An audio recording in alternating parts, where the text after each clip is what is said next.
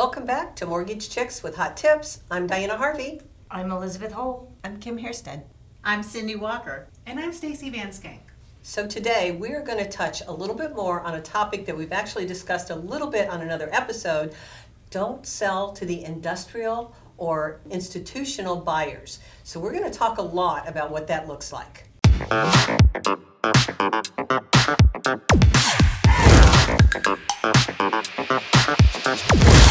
What is an institutional buyer, you ask? An institutional buyer is someone who, it's a corporation, a large corporation. They go into neighborhoods and they buy up homes and they rent them instead of a regular home buyer going in and buying a home. So they offer way over asking price, and the sellers are, excited because they got a $20,000, more a cash offer, and they're going to take that. But what it does to the neighborhood is not good. So Cindy, what can you tell us about the percentage of industrial or institutional buyers that are out there right now?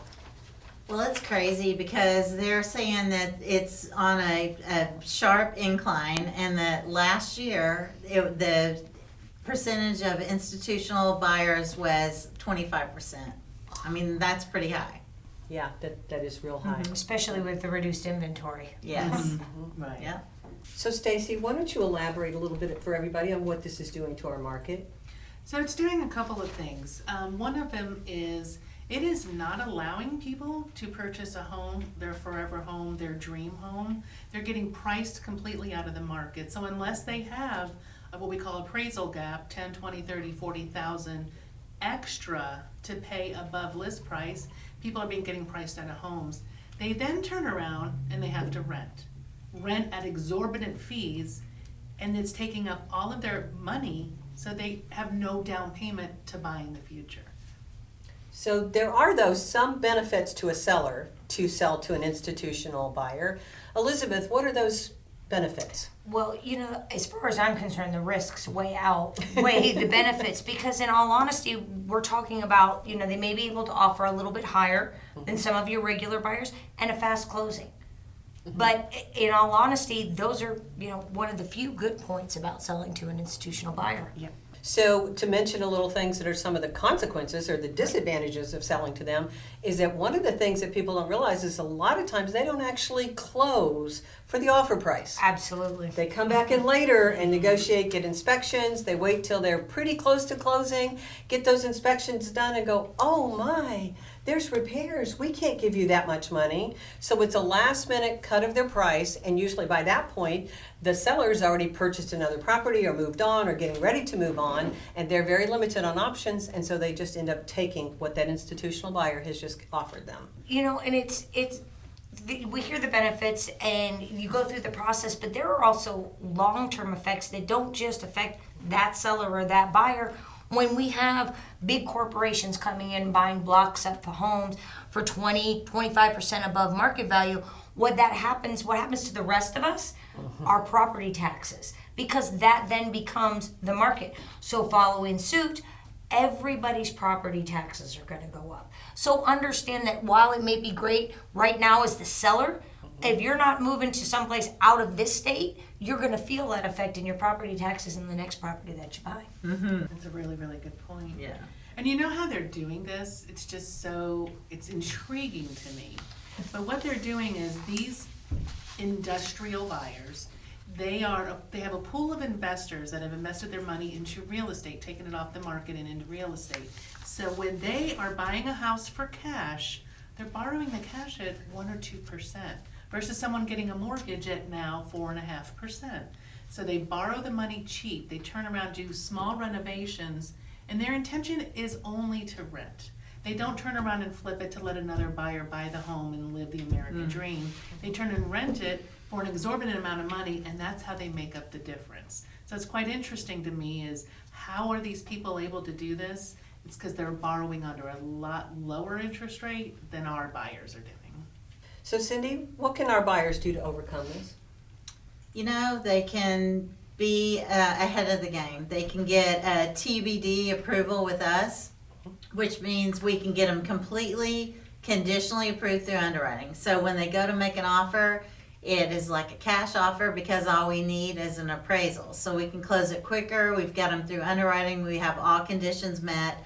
They just have to be definitely ahead of the game. They have to get everything done ahead of time, get all their paperwork in, all their documents, credit pulled, fraud guard pulled, everything done ahead of time. And the buyers can also do a lock and shop. So we offer with Van Dyke Mortgage, if you want to lock in your interest rate before you actually have a contract, we can lock you in for an extended amount of time. And if the rates go up between now and when your closing is, you're protected.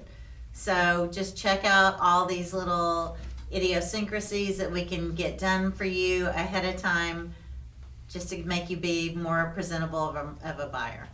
Yeah, so once the buyer gets that TBD commitment or buyer's edge commitment that we talk about, we give them a certificate showing that they are conditionally approved and basically a rush appraisal and they can close in 2 weeks. Yeah. Boom. So yeah, then they can compete.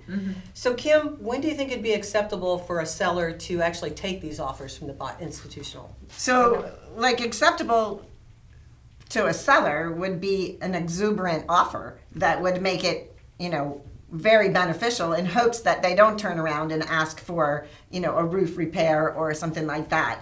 But, to me, it'd have to be exorbitant amount for the seller to take an institutional offer. Because you're going to change the whole dynamic of the neighborhood. Well, and also keep in mind that you're the seller here, but at some point you're probably going to be the buyer. The buyer, and you're going to have to look at those home prices. Right, going and that Or you're pendulum gonna- swings both ways. Or you're going to now have to be a renter because guess what? They're going to price you right out of being able to buy the next home. Yeah. So the biggest thing I think that the real estate professionals out there can do to help prevent this from happening is to really start by understanding the contracts. One of the things I've really heard a lot from different agents is that the contracts are actually kind of vague as far as who the buyer actually is. And Elizabeth, you and I were looking into a lot of this stuff and found that these investors, they don't have to tell them anything. Nope, not at all. You don't have to know what their plans are or anything else. They're under no obligation to tell you what they plan to do with the property. So you could have a nice neighborhood that you're in, nice family homes and all of that, and suddenly they come in and they rent to tenants. They don't care who the tenants are as long as they're paying the rent, and suddenly there goes the neighborhood. So those are a lot of things. Airbnb and RVBOs, and Well, next thing you know, you got them changing every other week. Right, if you don't have, homeowners associations, you could have someone open up a mechanic shop. The next thing you know, you've got cars on blocks, because they're fixing them in the front yard, try to save money, working from home.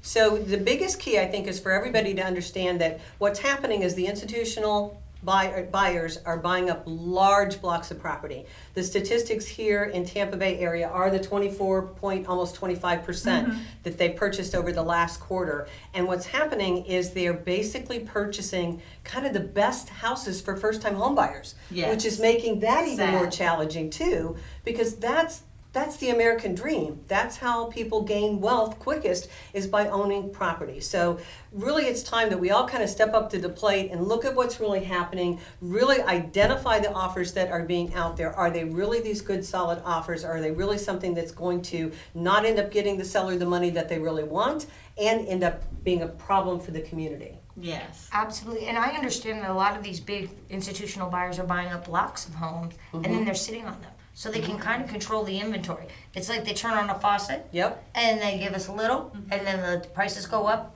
and they turn on a little bit more. So, they're controlling the puppet strings. I see builders doing it as well. They're building blocks of homes, like, oh yeah, we've got all these new homes coming out, but they keep them.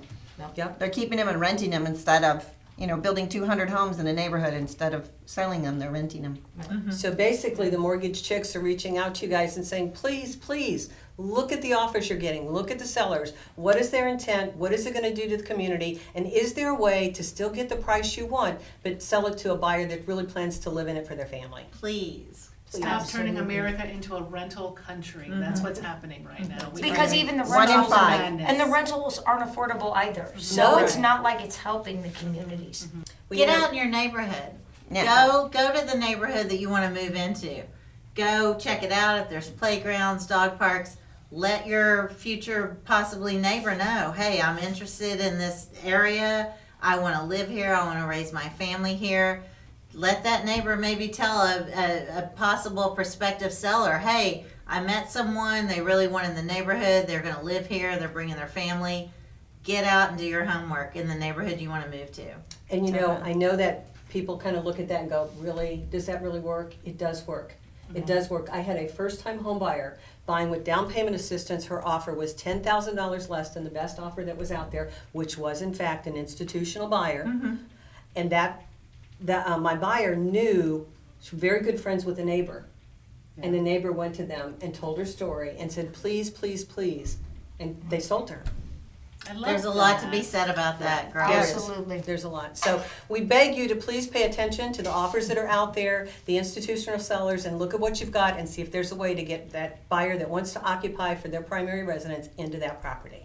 Then everybody wins. Yeah. Everybody wins. There we go. Everybody Win-win. wins, and Happy Easter happy on Easter, that thought. everyone. Easter. Yes, happy Easter. God bless. If you have any questions or ideas for a podcast for the future, please send us an email at mortgagechicks@vandykemortgage.com. Please be sure to follow us on Facebook at Mortgage Chicks with Hot Tips. Please look us up on our YouTube channel, like, share, and comment. Don't forget, we're also available where you listen to your favorite podcasts. Thank you all for watching. We'll see you next week.